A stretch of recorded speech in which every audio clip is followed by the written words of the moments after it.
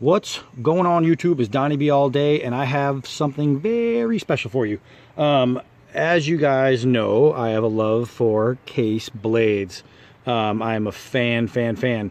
Now this style, as you know, as far as lockbacks are concerned, this style lockback right here is the most copied lockback knife pattern ever made. Between the case Mako, which is what this is, and the Buck Model 110, I mean, they are just done over and over again.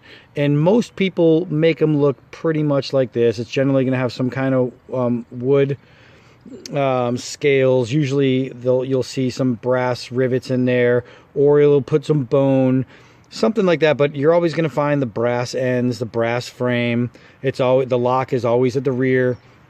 You're always going to have the thumb groove, right? And it's generally, it's open and close by either pulling on the blade or digging your thumb into the little groove, which this one has an awesome groove. And that's how you work these. I'm not talking about the case today though, because we already did that. I'm bringing up something completely similar but completely different at the same time.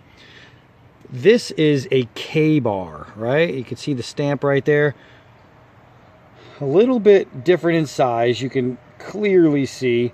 Closed, this thing is, I believe, 5 inches, and it's got a pretty close to a 4-inch blade.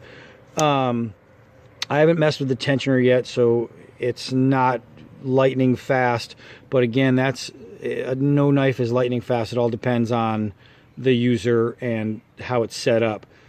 This thing is really cool. It's typical style. It's hollow grind, clip point. It's a coated stainless G10 handles, and I have to say these handles are mighty comfortable. Now, what separates this one from the classics, this is a modern version of this knife, right? So you'll see here in the brass, there are no holes punched out. Speaking of punched out, you guys just hit the ground like a ton of shit. All right, so there are no holes punched out on the case Mako, just like the Buck 110 or any other model like that.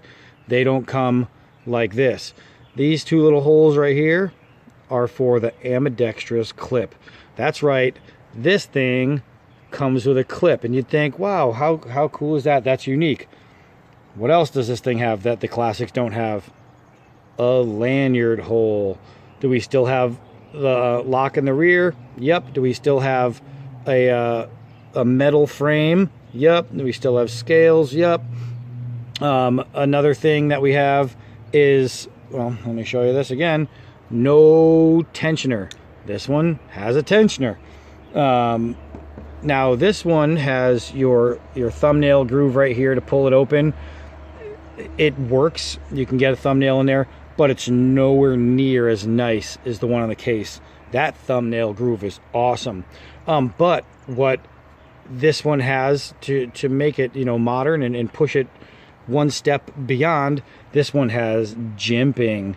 And it is, look at that right there, you can see it, crazy comfortable. It's small enough to not be an annoyance, but big enough to get the job done and be absolutely comfortable. Outside of that, look at this, you have thumb pulls right here, so you can, instead of digging your thumb or grabbing the blade, you can just stick your thumb, boop, you know, right there, bam, and open it up that way. This thing, I have to say, is really sturdy. All right, I haven't done any testing on it yet, but it is so freaking sturdy. This is one strong ass modern lockback that's made in this style. It's really cool. Now let's see, how sharp is it? Let's see if we can get you in there. It is shave sharp, and I'm talking shave sharp. Well, let's pull some of these hairs off. You could see that fly away. Boop. And you can still see the hairs all on the blade right there. I'm talking crazy sharp. This thing is like holding a little razor blade.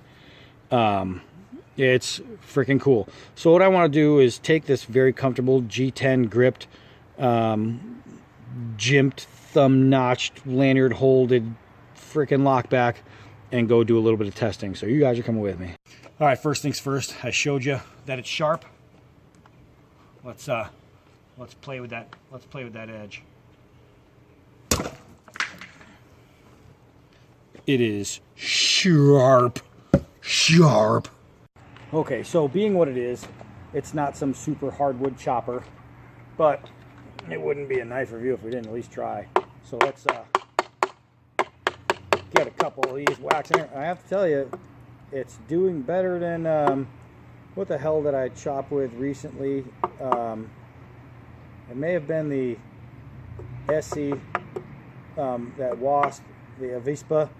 I think that one didn't chop so well. This thing is chopping better than that, but still doesn't make it a chopper. We just want to see if there's going to be any edge deformations, and no, that edge so far, just doing that, I know it's not a lot, but that edge is crisp. Let's go lop something up. All right, so let's see if I can keep you in here. Yeah, we are going to try and come down and knock off one of these little branches here. First, we'll get rid of that guy, get rid of that guy, get rid of that guy. So now we have more room to play with. What I'll try to do, even though this is really, really flimsy and it's going to move on me, I'm going to try to hit it at an angle and catch it before it moves, see if we can knock it off. And that failed. Oh, actually, wow, it's barely holding on there. And okay, I don't know if you guys can see this, but it actually hit 2 and it was flawless. So now we're gonna go a little bit farther down, and man, these cuts are so smooth. Now to the bigger spot, and that was mostly, gotta show you. So look how smooth that slice is, man. That just went straight through, no problem. I'll just stay up close to you guys so you can see what's going on here. What we'll do now is we'll just shave down a little bit of this. I haven't used this yet, and I have to say, upon first usage, this thing is taking bark off of this piece of wood like it was born to do it. And I mean, it is a little hunting knife, and it's going to be able to do a lot of the skills that you need it to do out in the woods. I mean, they designed it for people like us. If you're watching these videos, I know you're people like us. So, got some nice little Nike symbols, some good flare outs there. This thing, so far, holy crap, it is without a doubt a carving knife. I mean, you can use it as a skinner, being a clip point, that wouldn't be a problem. You can use it as food prep, not a problem. You can use it as, you know, to make traps and spikes to try and catch game. You can use it to, I don't know, do your eyebrows. This thing is multi-use, multi-function, single cool, single badass. So far, I'm really, really enjoying it. Let's see if there's any edge issues. And I'm looking close. No chipping, no rolls, no delam, no nothing. Just a really, really well-built stainless steel folder by K-Bar. I think it's like the Hunter folder. I want to get it right. I believe that's what you call it, but it's the 3189, right? And that's the number on it. Great knife so far. Let's keep going. All right, let's drop it into the old stump here. Okay, so here we have the stump. We're just going to now remember. Oh, Jesus. Guys, you can see me pulling, and that's the bite that's in that thing. Now this is a thin clip point. I believe it's like a 0.1 thickness, so don't go crazy on prying with it. Let's see, generally it's a folding knife, so the rear is steel, so my guess is that balance wise it's not going to fall straight. We will soon find out. And you can see at the last second, it definitely tried turning over. That one, I fucking missed the stump. And it does. It's the weight is so geared toward the rear. I mean, it's way deep into mid-handle. So it is not the kind of knife that is going to be balanced. Like, it's not balanced like a fighting knife. However, if you need to, flip it around and use that reverse grip, because that's where you're going to get the most use out of it as far as like personal defense. All right, this thing is just ridiculous as far as bite is concerned. I don't know if I've had one that gave me so many problems as far as getting it out of the stump. I mean, I'm pulling. I'm not a weak person, and I'm pulling to try and get this thing out of that stump. So far, so great. Let's keep going.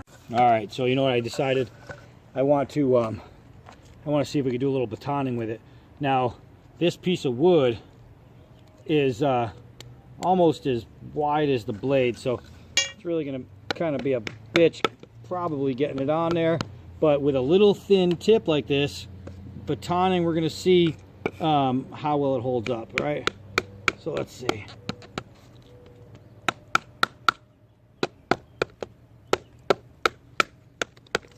And I have to say that so far so good. It's handling it. That tip is so sharp that my baton is getting stuck in it. And here we have it. Went through that little knot there, and no damage. Thing looks great. Now, after batoning, what we want to do is make sure the lock still works. Opens, it closes, it stays secure. Lock stays secure. Open and closes. Awesome. All right, keep going. Okay, guys, this is a lock back. It's a folder. It's not a thrower, especially with that long, narrow clip point. So what I want to do is I want to give it a 3-yard throw and just see if I can get it to stick. If I hit it point up, it should stick. I just want to make sure the blade's going to be strong enough to hold. And I'll tell you what, man, that thing bites. I'm going to back up a little bit because it just almost seemed too easy. Holy smack. That's 5 yards right there.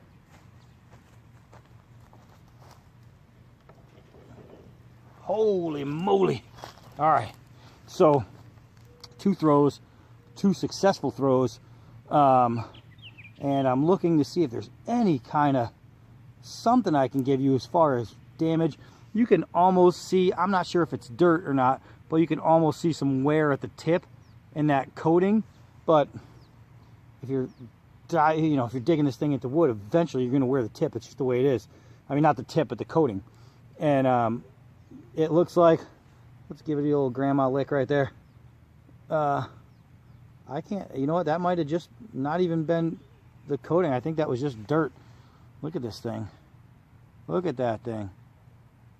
That is just awesome. So let's go put it on the rack and give our final thoughts. All right, let's go.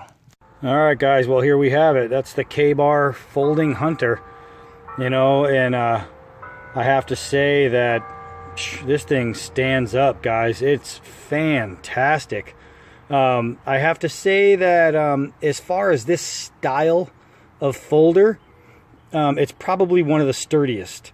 It doesn't have the fit and finish of, say, the Case or even the Buck 110.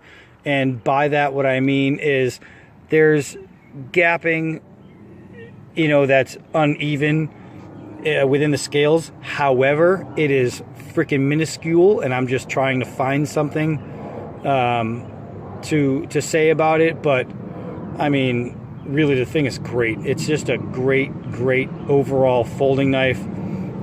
It comes sharp, it comes strong, it comes sturdy, it comes long, it's ready to go, man. This thing out of the box, is a great carry along, you know, everyday carry. Put it in your pocket, put it in your go bag, anything you want to do with this knife, it's going to get it done. It's fantastic. It's one of those, you know, everyday pocket knives. I would honestly very strongly recommend this knife.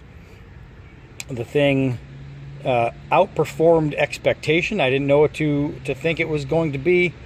I'm so used to the classics that this one threw me for a loop, and I really enjoyed the ride on that. So if you're looking for a folder and you want the classic style but you want that modern feel, this is exactly the knife you want to grab. This is the K-Bar Folding Hunter, and it's fantastic. I'm Donnie. I don't even know my own name. I'm Donnie B. All Day, and until next knife.